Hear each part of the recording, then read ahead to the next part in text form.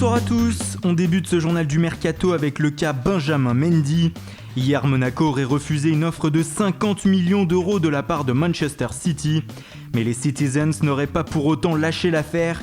Ils pourraient faire grimper le prix à 57 millions d'euros, soit le montant déboursé pour enrôler Kyle Walker il y a quelques jours. Lille de son côté a vu partir un historique. Rio Mavuba s'est engagé aujourd'hui avec le Sparta Prague pour 3 ans. Écarté du groupe, l'ancien Bordelais a enfin retrouvé un nouveau challenge. Dans le sens des arrivées, les Lillois veulent continuer leur moisson. 10 recrues sont déjà arrivées, mais une 11e pourrait rejoindre le Nord. Thiago Maia de Santos pourrait être celle-ci. Il pourrait être suivi par Balou Tabla, un milieu de terrain ivoirien de 18 ans. Il évolue actuellement à l'Impact de Montréal. À l'étranger, le mercato du FC Barcelone tourne au cauchemar. Les Catalans voulaient frapper fort dès le mois de juin en tentant de faire venir Marco Verratti. Mais finalement, la tendance ne semble pas à un départ du milieu de terrain italien. Il devrait rester au Paris Saint-Germain la saison prochaine. Même chose sur le dossier Hector Bellerin. Les Blaugrana ont fait durant des semaines le forcing auprès d'Arsenal pour leur latéral droit, mais ils ont dû finalement se résoudre à prendre un second couteau en la personne de Nelson Semedo. La piste Paulinho a aussi pris du plomb dans l'aile, et aux dernières informations, le Brésilien ne devrait rallier la Catalogne qu'au mois de janvier prochain.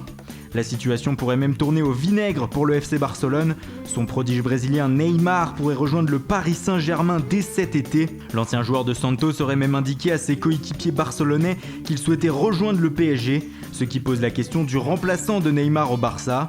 Les Blaugrana auraient plusieurs pistes, de Ousmane Dembélé à Paulo Dybala en passant par Philippe Coutinho sur lequel les Catalans voudraient mettre 80 millions d'euros.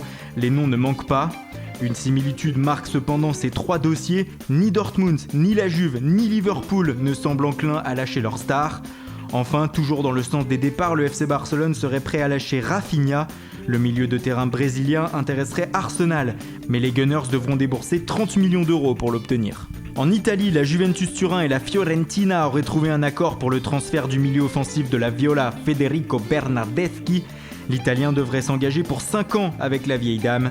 Les Turinois pourraient débourser 40 millions d'euros. En Angleterre, on s'apprête à voir le retour de Chicharito Hernandez.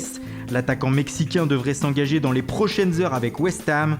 Les Hammers ont trouvé un accord avec Leverkusen pour le transfert de l'ancien mancunien. Du côté de Manchester City, on va voir le départ de Aleksandar Kolarov. Le Serbe, selon l'entraîneur des Citizens, Pep Guardiola, va rejoindre l'AS Roma dans les prochains jours. Et puis c'est officiel, Idriss Saadi rejoint le Racing Club de Strasbourg pour 4 ans. L'ancien Stéphanois arrive de Cardiff City. Le Chilien Mauricio Isla, ancien de l'OM, quitte l'Italie et Cagliari pour rejoindre Fenerbahçe. Javier Manquillo, lui, quitte l'Atlético Madrid pour rejoindre l'Angleterre et le promu Newcastle. Liverpool, de son côté, a officialisé l'arrivée de Andy Robertson. Le latéral gauche de Hull City arrive du côté d'Anfield contre 10 millions d'euros. Kurt Zouma, de son côté, connaît enfin son nouveau club. L'international français est prêté une saison à Stoke City. Avant de partir, Zouma a prolongé son contrat de 2 saisons avec les Blues. Voilà, c'est tout pour aujourd'hui. Bonne soirée et bon week-end à tous. On se retrouve très bientôt pour de nouvelles informations sur le Mercato.